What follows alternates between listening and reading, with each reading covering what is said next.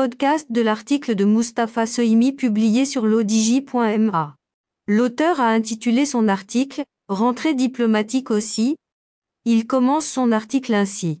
Rentrée diplomatique ? Un titre plutôt réducteur, la diplomatie marocaine, comme celle des autres pays, ne connaît pas de trêve estivale. L'environnement international n'est pas un long fleuve tranquille, tant s'en faut. Les tensions et les crises sont là, la plus grave étant depuis le 24 février dernier le conflit russo-ukrainien. Son impact est mondial sur les économies, sur la paix et la sécurité internationale, avec tant d'incertitudes et de craintes. Avec la prochaine ouverture de la session de l'Assemblée générale des Nations unies, le 16 septembre, c'est un cadre institutionnel mondial qui va être en première ligne. Le Conseil de sécurité n'a sans doute pas chômé ces derniers mois, mais l'ordre du jour des travaux de l'Organisation mondiale va être articulé autour de dizaines de points nourrissant un débat général. Pour ce qui regarde le Maroc, les regards vont être tournés en particulier sur la question nationale devant être inscrite dans le calendrier mensuel du mois d'octobre de cette haute instance onusienne. Ce qui conduira à la délibération puis à l'adoption d'un projet de résolution préparé, suivant l'usage, par les États-Unis. L'auteur poursuit son article ainsi. 3 rapports. Sur quelle base ? Celle de 3 rapports. Celui du responsable de la mine Urso, le Russe Alexander Ivanko, qui fera un exposé sur le respect du cessez-le-feu. Le secrétaire général adjoint aux opérations de paix de l'ONU, Jean-Pierre Lacroix a, pour sa part, le 1er juin dernier, fait état d'une tension réduite et de certaines limitations, pas imputables au Maroc en tout cas. Le deuxième rapport sera celui de Staffan de Mistura, nouvel envoyé personnel du secrétaire général de l'ONU depuis novembre dernier. Il fera le point sur l'état d'avancement du dossier du Sahara marocain depuis la précédente réunion du Conseil de sécurité de la fin avril dernier. Le 5 juillet, il a été reçu à Rabat, par le ministre marocain des Affaires étrangères, Nasser Bourita. Il a décidé, sur place, de ne pas se rendre dans les provinces sahariennes du royaume et de reporter ce déplacement à une date ultérieure. Il a repris sa visite dans la région avec un séjour dans les camps des séparatistes de Tindouf où il a été reçu, le samedi 3 septembre, par le chef de la milice séparatiste, Brahim Rali.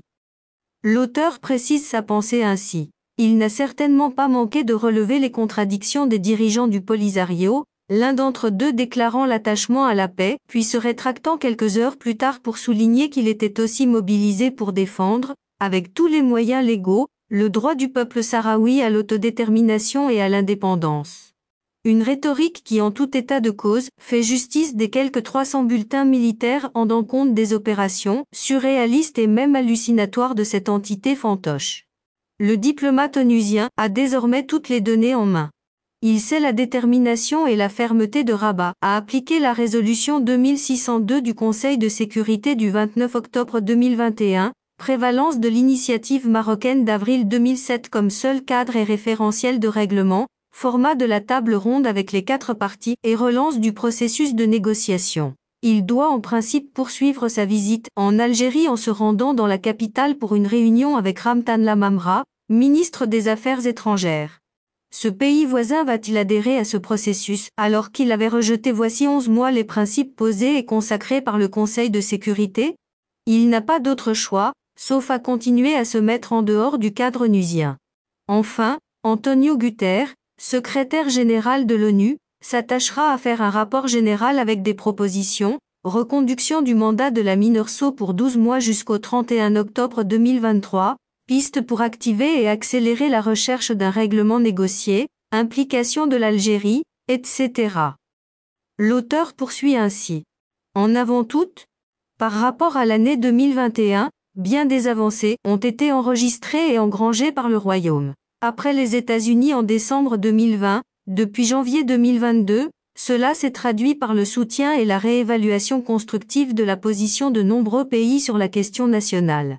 L'Allemagne, l'Espagne, les Pays-Bas et d'autres pays se distinguent dans ce domaine. Une dynamique qui se prolonge avec l'ouverture aujourd'hui de 27 consulats généraux dans les provinces sahariennes, 15 à Dakhla et 12 à La Aïnoun. Les 18 au 19 septembre, va également se tenir à Dakhla un forum international des investisseurs. Il est également prévu dans les semaines à venir une conférence ministérielle dans cette même ville des pays ayant une représentation consulaire dans les provinces du Sud. L'auteur conclut son article ainsi. Une rentrée diplomatique chargée pour le Royaume. Une approche qui a porté ses fruits avec ce double aspect, respect du cadre onusien pour ce qui est de la cause nationale mais en même temps une mobilisation nationale à consolider, autonome, qui n'est pas suspendue à l'avancement ou non de l'émissaire de Mistura, ni au blocage de l'Algérie.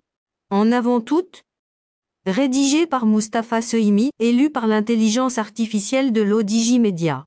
N'oubliez pas de télécharger notre application l'ODJ mobile sur Android et iOS, et de vous abonner à notre chaîne YouTube l'ODJ TV, si vous souhaitez être au courant des dernières actualités, podcasts et émissions télévisées.